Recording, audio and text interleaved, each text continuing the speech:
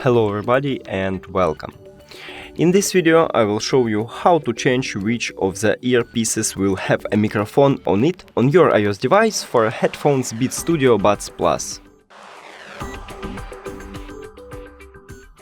You have to start by open Settings, then click on your device or go to Bluetooth and click on your device here. Now you should click on microphone or scroll down if you can see a microphone line. So click on it and choose the best one for you. Let's say I wanna to use a microphone on my right earbud. And we just did it. Thank you for watching this video. If you found it helpful, please consider subscribing to channel and leave the like on the video. It's really important to us. See you later!